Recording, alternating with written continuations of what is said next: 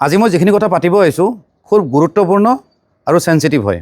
সেনচিটিভ বুলি এটা কাৰণতে কৈছোঁ, কাৰণ এই গোটেই বিষয়টোৰ লগত আমাৰ ৰাষ্ট্ৰীয় সুৰক্ষাৰ প্ৰশ্ন জড়িত হৈ আছে। আপোনালোকে চাগে অনুমান কৰিছে আমাৰ সাংসদ গৌৰৱ গগৈ আৰু পাকিস্তানৰ কি সম্পৰ্ক আছে। মই সেই বিষয়ে দুই এষাৰ কথা পাতিম। সেইজন গৌৰৱ গগৈৰ কথা পাতিব গৈ আছোঁ, যিজনে পাৰ্লিয়ামেণ্টত ফ্লুৱেণ্টলি হিন্দী আৰু ইংলিছত ভাল ভাষণ দিয়ে।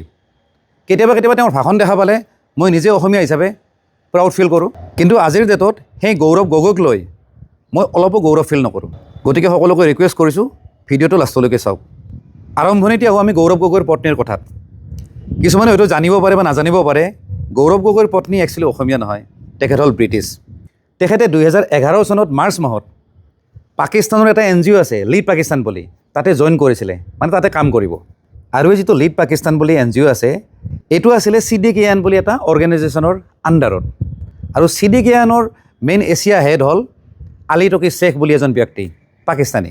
আৰু সেই ব্যক্তিজনে ইণ্ডিয়াৰ এগেইনষ্টত বহুবাৰ মানে নিগেটিভ নেৰেটিভ মানে পোষ্ট কৰি থাকে, টুইটাৰত হওক বা চবতে। পাকিস্তানে যিমানবিলাক ইণ্ডিয়াৰ এগেইনষ্টত কনস্পিৰেচি কৰিছে, সেইজন মানুহ জড়িত আছে। গৌৰৱ গগৈৰ পত্নীয়ে তেখেতৰ আণ্ডাৰত ক'ব গ'লে কাম কৰিছিলে। ইণ্ডিয়াতো ঠিক তেনেকুৱা এটা NGO আছিল, যাৰ নাম আছিল লিড ইণ্ডিয়া। আৰু গৌৰৱ গগৈৰ পত্নীয়ে যেতিয়া ইণ্ডিয়াত কাম কৰা ষ্টাৰ্ট কৰিলে নহয়, তেওঁক কিন্তু কণ্ট্ৰল কৰিছিলে পাকিস্তানৰ পৰা, ইছলামাবাদৰ পৰা, সেই আলী টকি শ্বেখ নামৰ ব্যক্তিজনে।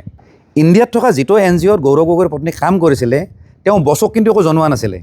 সেইটোৰ বছ আছিলে ভাৱনা লুথাৰ।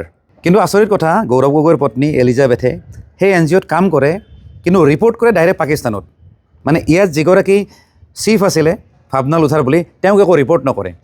আৰু ভাৱনা লুথাৰে SITক কৈছেও যে গৌৰৱ গগৈৰ পত্নী এলিজাবেথ কণ্ট্ৰল হয় পাকিস্তানৰ পৰা, আমি জাষ্ট দৰমহাটো দি দিম, তেওঁ কি কৰে কি নকৰে আমি একো নাজানো।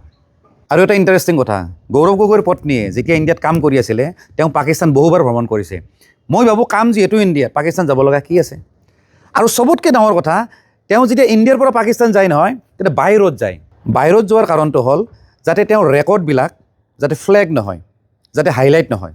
আৰু বাহিৰত যোৱা মানে আমি কি বুলি ভাবিম, তেওঁ নিশ্চয় সেই বালুচিস্তানত গৈছে, নহ'লে পাকিস্তানে যিখিনি কাশ্মীৰ দখল কৰি আছে হয়তো তাত গৈছে। মানে চেঞ্চিটিভ যিবিলাক এৰিয়া নহয়, সেইবিলাকত হয়তো তেওঁ ভ্ৰমণ কৰিছে। আৰু এটা ইণ্টাৰেষ্টিং কথা কৈ আছোঁ, গৌৰৱ গগৈৰ পত্নীয়ে কাম কৰে ইণ্ডিয়াত, মানে লিড ইণ্ডিয়াত, কিন্তু তেওঁ দৰমহা পায় পাকিস্তানৰ পৰা। গৌৰৱ গগৈৰ পত্নীয়ে দৰমহা পায় 2 লাখৰ পৰা 2.5 লাখলৈ। কিন্তু সেই NGOৰ যিজনী বছ আছিলে ভাৱনা লুথাৰ, তেখেতে দৰমহা পায় 50,000। মাজতে কি হ'ল, সেই NGOটোৰ অৱস্থা বেয়া হৈ গ'ল, মানে ফাইনেন্সিয়েল ক্ৰাইচিছ, টকা পইচা নাই। তেতিয়া পাকিস্তানৰ পৰা মেছেজ আহিল যে নহয়, NGOটো চলাব লাগিব, লাগিলে আমি ইয়াৰ পৰা দৰমহা পঠাম, আৰু মেইনলি এলিজাবেথক দৰমহা দিবই লাগিব।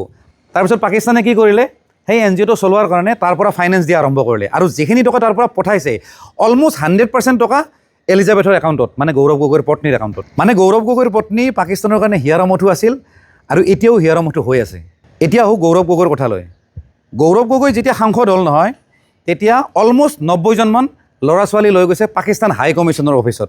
কি কাৰণে নিছে নাজানো, কিন্তু মই ভাবোঁ পাকিস্তান হাই কমিশ্যনৰ অফিচত নিব লগা কোনো কাৰণেই নাই।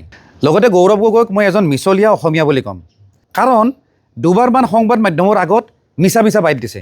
মাজতে তেখেতে প্ৰশান্ত ৰাজগুৰু যিজন সাংবাদিক আছিলে, তেওঁৰ আগত কৈছে যে তেওঁ পাকিস্তান যে ভ্ৰমণ কৰিছে 2013ত, এটা কাৰণতে কৰিছে, কাৰণটো হ'ল তেওঁৰ পত্নী হেনো পাকিস্তানত কাম কৰি আছে।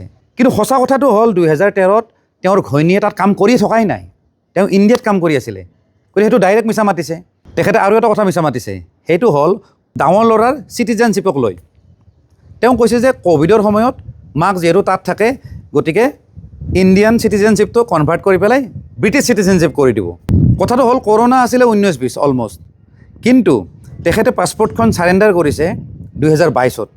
কথা হ'ল আপুনি ক'ৰবাত নহয় ক'ৰবাত অসমীয়া ৰাইজক ফাঁকি দিছে বা মিছা মাতিছে, আৰু সেই ফাঁকিটো বা মিছাটো আপুনি লুকাবৰ কাৰণে আপুনি কণ্টিনিউৱাছলি মিছা কথা পাতিয়ে আছে। আৰু অত্যন্ত এটা দুখৰ কথা যে গৌৰৱ গগৈ যিহেতু নিজে এজন হিন্দু হয়, তেওঁ ল'ৰা ছোৱালীক হিন্দু বনালে কিহৰ আপত্তি। ঠিক আছে, আপোনাৰ ঘৈণী ব্ৰিটিছ হয়, তেওঁ খ্ৰীষ্টিয়ান হয়, সেইটো বাদ দিলোঁ, তেওঁ হিন্দু নবনালেও হ'ব।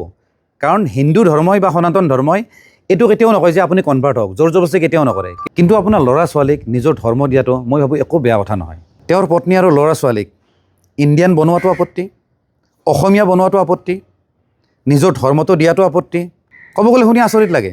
আৰু এটা কথা, গৌৰৱ গগৈয়ে যিখিনি সময়ত পাকিস্তান ভ্ৰমণ কৰিছিলে, সেইখিনি সময়ত গৌৰৱ গগৈয়ে ডিজিটেলি ক'ব গ'লে চাইলেণ্ট আছিলে, ক'তো ফটো উঠা নাই, ক'তো ভিডিঅ' দিয়া নাই, একো আপডেটেই দিয়া নাই।